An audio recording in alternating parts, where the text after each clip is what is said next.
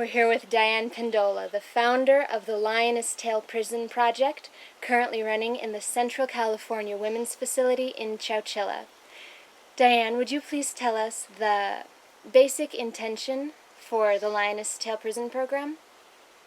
Yes, and maybe even just to start, I'm here in the beautiful place where I get to live, and I might invite you just to pan this incredible beauty that's around us. Because I guess you could say part of my intention was to bring some of this sense of spaciousness and beauty and freedom into a place where there's constriction and ugliness and a sense of lack of freedom, and to help bring this inside and let people have a sense of the spaciousness and beauty and freedom that lives within them, and also for me to have a sense of what my sisters are living with in that condition, and develop a sense of empathy and compassion and maybe even some outrage that can compel me and others to make the changes that we are so capable of as a society to make, because we know what heals people and we know what hurts people.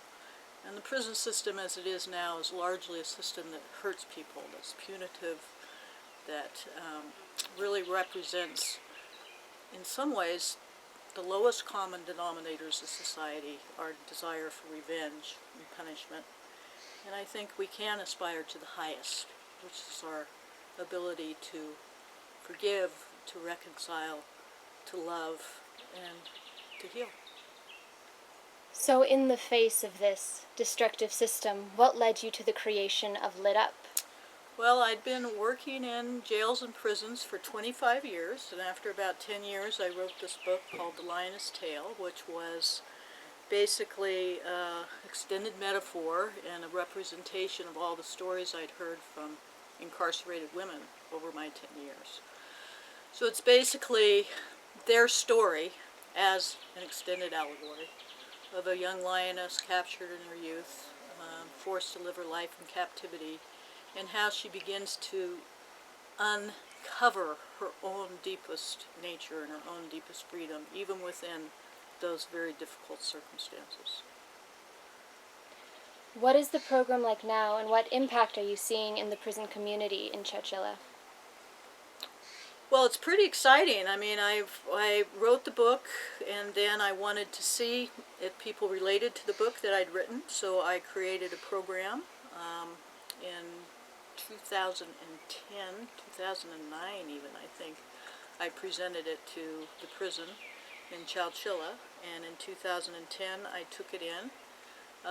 So basically, it's a program that's based on the story, so that women can actually use the story of Lioness to enter their own personal stories. And they read the story in circles. It leads to a deep and profound sharing, and we teach skills. We bring in the Enneagram, we bring in Gestalt awareness practice, we bring in mindfulness practice and basic centering meditation. And basically we create a climate of trust that can allow women to begin to create the conditions for change within the system that they're living in. And basic to that is finding the leaders within the prison community who want to go on and learn to be facilitators so that they can move these groups throughout the prison. And that's happening. So we've been there since 2010, it's 2014, and we've had 2 advanced groups go through now that learn to be facilitators. They're facilitating their own groups through the prison community.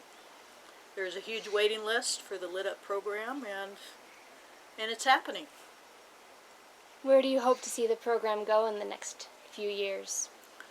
Well, I really, really want to help this program really get deep roots within this one prison. And some of the women will parole, so I'm hoping that women who parole, who've gone through this program and have really grown and have become excellent leaders and facilitators, will possibly want to be staff on the outside and take this into other venues themselves. But my hope is it will grow to other prisons throughout California and even throughout the world. So I have big vision for this program because, and it's not just this program, we're part of a movement, and I think there is a change happening. We're approaching a threshold of consciousness where I think people just will not be willing to support a system that is so clearly dehumanizing and eroding of the human spirit. I think we're moving to the place that we recognize that we're all part of each other. And so the hurting, the denigration of one affects all of us, and conversely, the healing and the forgiveness and the forgiving of one also affects all of us. Well, thank you so much, Diane. And thank you.